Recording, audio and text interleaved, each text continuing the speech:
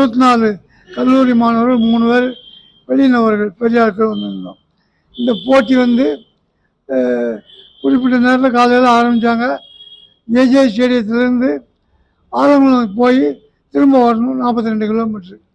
நான் வழி தெரியாமல் ஒரு 4 கிலோமீட்டர் வேறு ரூட்டில் போய் திரும்ப வந்து 50 கிலோமீட்டர் ஓடினேன்.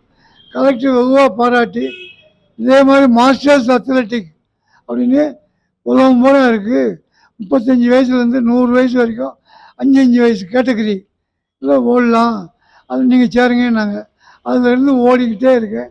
2010 மாநில அளவு, தேசிய அளவு, ஆசிய அளவு, உலக அளவு இதில் இந்த போட்டிகளில் 7 தடவை வெளிநாடு போயிருக்கேன். இதில் ஆசிய அளவில் 3 தடவை விளையாண்டு தங்கம் உள்பட 17 மெடல் வாங்கியிருக்கேன். உலக அளவு போட்டியில் ஃப்ரான்ஸில் 15வது தடவையும் ஸ்பெயினில் 7வது தடவையும் வந்திருக்கேன். இந்த வருஷம் ஆகஸ்ட் மாதம் 13ஆம் தேதியிலேருந்து 25ஆம் தேதி வரைக்கும் ஸ்வீடனில் உள்ள கோத்தன்பர்க்கில் மாஸ்டர்ஸ் அத்லெட்டிக் 44வது அத்லெட்டிக் போட்டி ஆரம்பிக்குது. அதுக்கு இந்தியா சார்பாக சுமார் 150 பேருக்கு மேலே போகிறோம். தமிழ்நாட்டிலேருந்து 20 பேர் போகிறோம். அந்த 20 பேரில் விருதுநகர் மாவட்டத்தில் நான் ஒருத்தர் செலக்ட் ஆகிருக்கேன். இந்த போட்டிகளில் சேர்ந்து இந்த தடவை போய் உலக அளவில் கட்டாயம் ஒரு பரிசை வாங்கிடணும்னு ஊக்கத்தோடு போகிறேன்.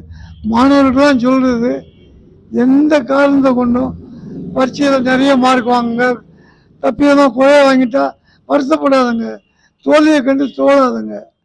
வெற்றி நம்ம நல்ல கவனமாக இருந்தால் வெற்றி கிடைக்கும். அதுக்கு முதல் வழி கவனம் தான். கவனமாக இருக்கிறதுனா அப்பா அம்மா ஆசிரியர் சொன்னடி கேட்டால் கட்டாயம் மனசு ஒருமைப்படும், பாடத்தில் கவனம் செலுத்துவீங்க, நீங்கள் 100 மார்க் வாங்கிடுவீங்க. அதே தான் மாணவர்களுக்கு சொல்கிறேன். மென்மேலும் வெற்றி கிடைச்சி இந்தியாவுக்கு ஒலிம்பிக்கில் தங்கம் வாங்கி மாணவர்கள் வெற்றி பெற வாழ்த்துக்கள்.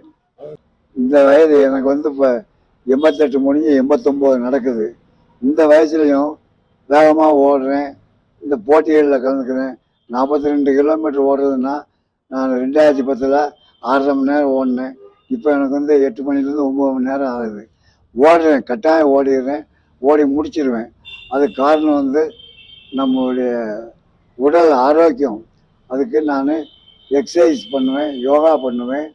அதே மாதிரி சாப்பிட்ற சாப்பாடு, அந்த காலம் விவசாயிகள்லாம் வீட்டில் கம்மஞ்சோறு தான் சாப்பிடுவாங்க.